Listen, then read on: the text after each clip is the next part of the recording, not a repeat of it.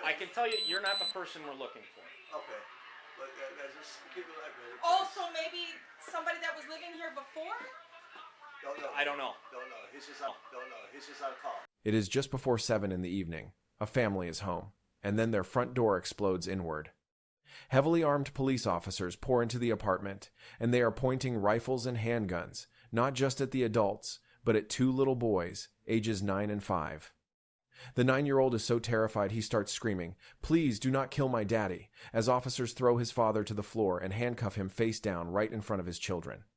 Now here is the part that turns your stomach. This was the wrong house.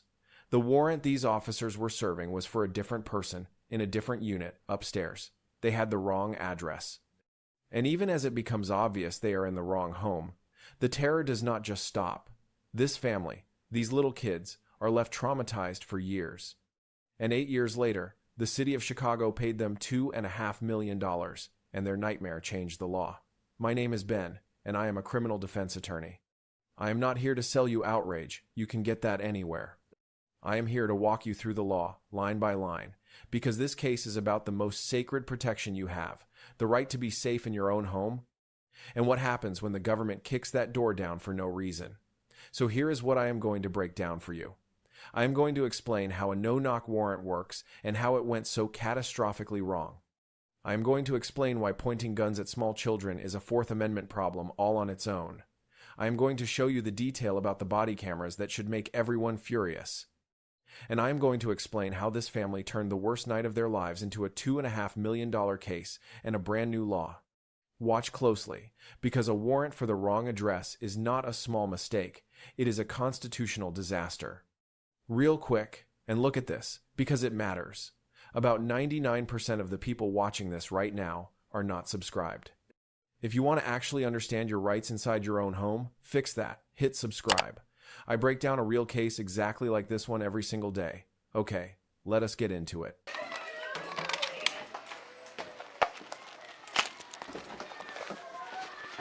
your hands behind your back, buddy.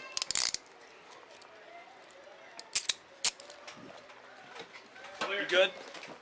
You got anything on you? No, sir. I got a pocket knife. Yes, sir. Right here.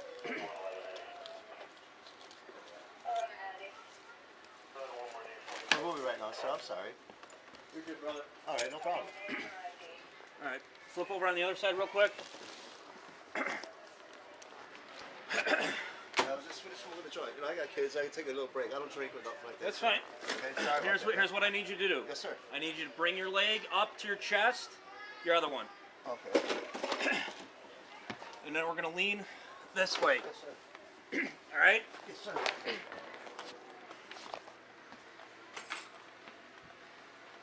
Is that clear up there? Hey, are we clear up there? Bring him to. Yes, sir. Bring him to the joint. Yeah, baby. Right here, Neil. I'm right here. I'm right here, Neil. I'm right here.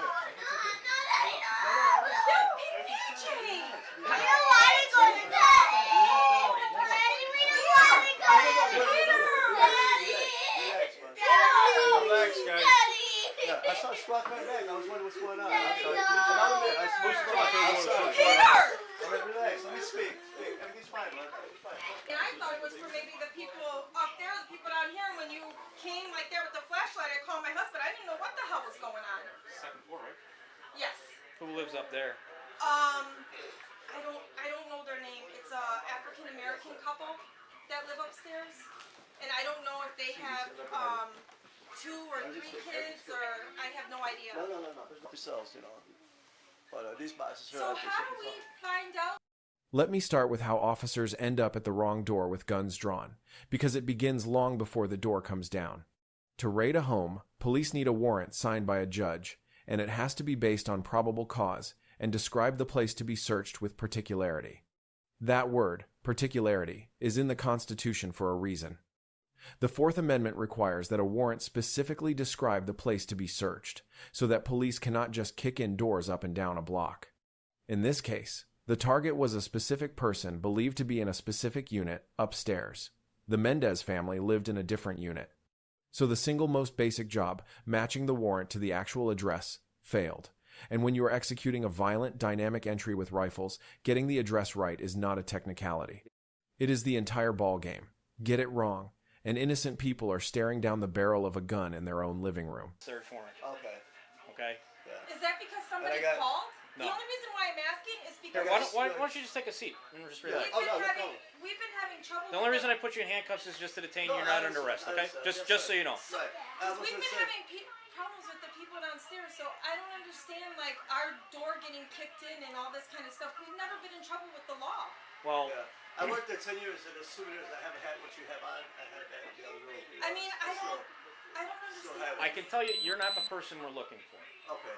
But just keep it like that. Oh, so maybe somebody that was living here before? Don't know. I don't know. Don't know. He's just on. Don't know. He's just on call. He's just answering the call. That's all. But you kick down doors of people that you're not sure if happens. they're It happens. living here and scaring my kids? Well, a judge signed off on this, okay? Said that we can do this. So yes, And unfortunately, it has that our does. name on it? It does happen. It has this address on it. Yeah, that's what it is, baby. It goes by the address. Oh. Okay. So, calm down. There's not much more I'm going to be able to tell you. Yeah, no, I Okay. understand, but you gotta understand us. I understand where you're coming from, I but was gonna come down. I've never experienced this before in my life. And Yeah. I'm, That's oh, the case. God. Yeah. I showed up. That's when you start screaming. I was like, what happened? So, yeah. I didn't know. I was just in the bedroom playing with They don't even yeah, well, And I just heard a door bust down. it's okay. I mean, we're not here for you guys. We're here because of this address. Oh, yeah. Whatever. But So, I'm sorry about that, but That's- it's We're not here. We're not here for that. Well, on top of the refrigerator. Excuse me, I'm sorry. On top of the refrigerator, but I was just telling you something here. That's all. Here, Gilbert, I'm gonna leave this up here, okay? Okay, sir. That's gonna be the search warrant.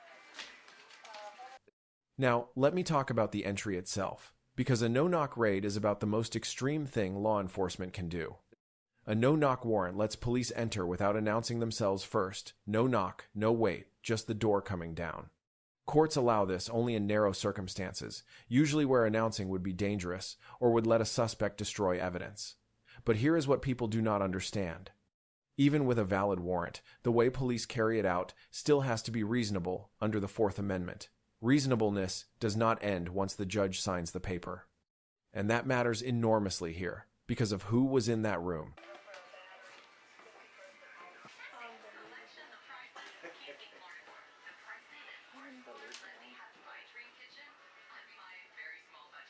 Curtis Roberts, they live upstairs.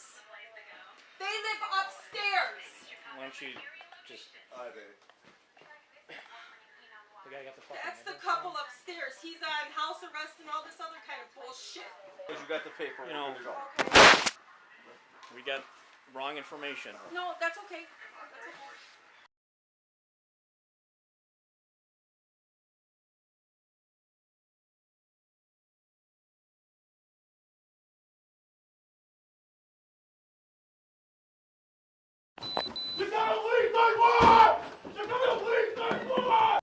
Which brings me to the children, and this is the heart of it. When those officers came through the door and leveled firearms at a 9-year-old and a 5-year-old, that is not just traumatic, it raises a serious constitutional question.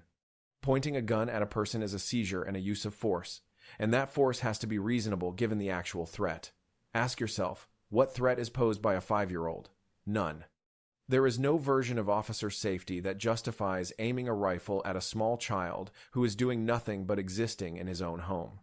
Courts have increasingly recognized that continuing to point guns at clearly harmless people, especially kids, long after any danger has passed, can be excessive force.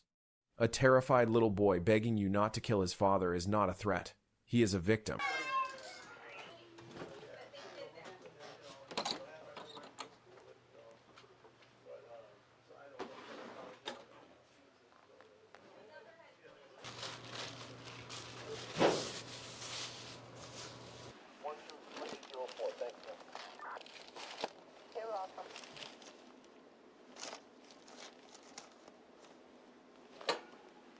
He gave us the wrong fucking part. He gave us the wrong part. He gave us the wrong apartment. He said up the stairs, and it's the first door right there. He gave us the wrong apartment. This one, because remember the pictures I gave you?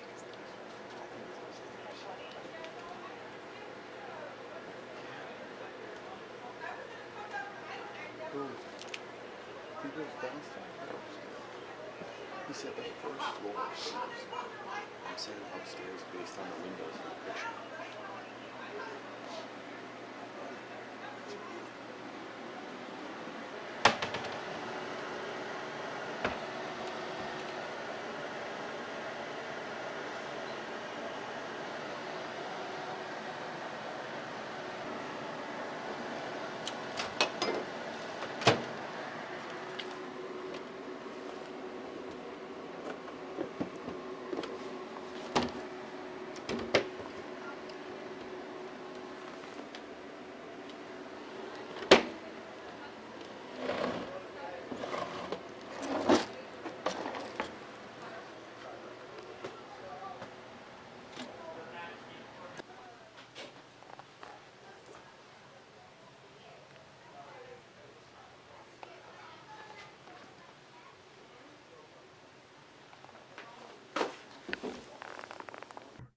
This is exactly why you subscribe, by the way, so you understand your rights before the government is ever standing in your living room. Now, here is the detail that should make you angry. Because in a case built on video, there is a hole in the video, and it is not an accident. Officers are required to have their body cameras on. But the officers who pointed their guns at these children, their cameras were not recording during the critical moments. Think about that. In the exact seconds when the worst conduct happens, guns on kids, the record goes dark. Now, cameras can fail. But when the footage that would show officers aiming rifles at a 5-year-old is the footage that happens to be missing, a jury is allowed to draw its own conclusions, and so are you. A body camera only protects the public if it is actually on, and departments that let officers switch them off at the convenient moment are undermining the entire point of having them. I'm keeping this. I'm keeping this. You keep it. Like I told you, that's what it was for. No, Curtis Roberts lives upstairs. Okay, the information we got said he lived on the second floor. Okay? Okay, baby, that's all right. Relax. Yes, I can tell you guys. he lives How do you know that?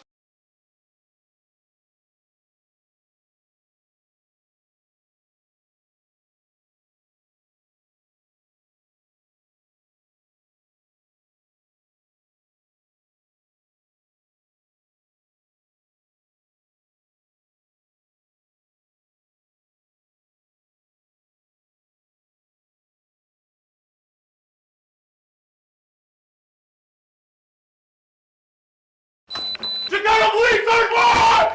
Chicago Police, third floor! Get on the ground. Get on the ground. Get on the ground. Get on the ground. Get on the ground. Get on the fucking ground. To the right. Hey, you got a door right here. Grab him.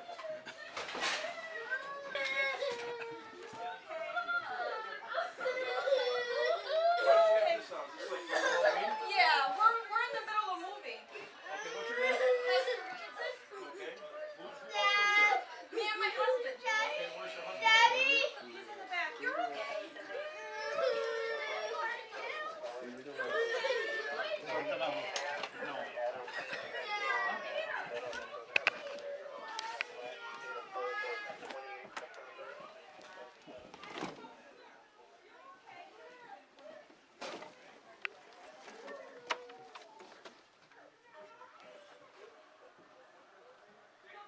House out back, I was just ready to come in and say what's going on.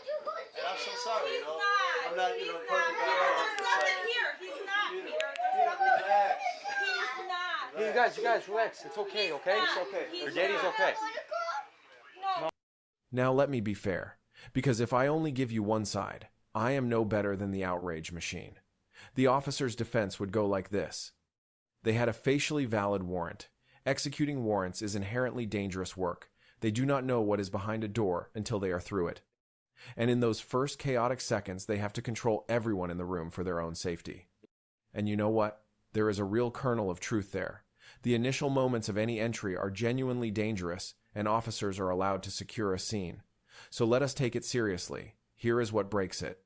Danger does not excuse getting the address wrong in the first place. That failure is on the department, not the family. And securing a scene has a shelf life. The moment it is obvious there is no threat, a compliant father, a mother, 2 small crying children, and the wrong apartment, the justification for pointing rifles at kids evaporates. Reasonable caution is one thing. Continuing to terrorize a family after you know you blew it is another.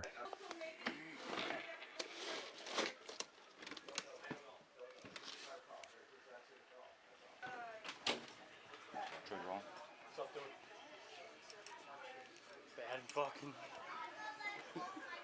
Hey, just throw a party for me.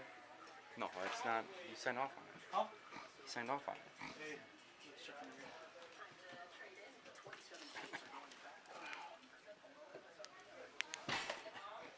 There's baby powder there, but. It's nothing, no, dude.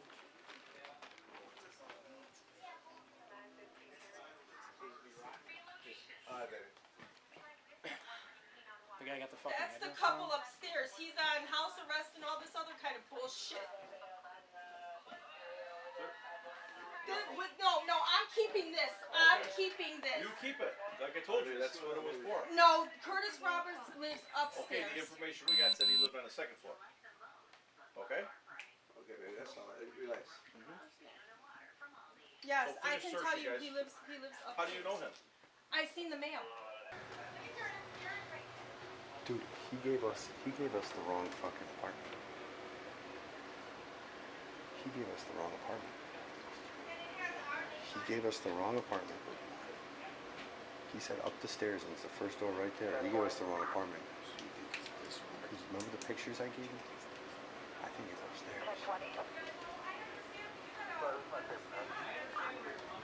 was gonna come down. I've never experienced. He said the first floor. I'm saying upstairs based on the windows in the picture.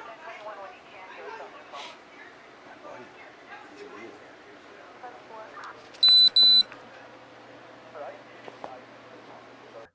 So let us talk about what this actually cost and what it changed, because this is where it matters. After years of fighting, the city of Chicago agreed to pay the Mendez family $2.5 million. $2.5 million of taxpayer money, paid because officers raided the wrong home and traumatized children. But here is the part that gives this story meaning. The family did not just take a check and disappear. Their case helped drive real reform. Illinois passed a law, named after that little boy, requiring police to be trained on how children experience trauma during these encounters, and on de-escalation when kids are present. A 9-year-old screaming for his father's life turned into a statute that will protect other families. That is what accountability is supposed to look like. Not just a payout, but a change that makes the next raid less likely to end this way. I mean, nothing you can do. Are you cooking? Yeah. Yeah.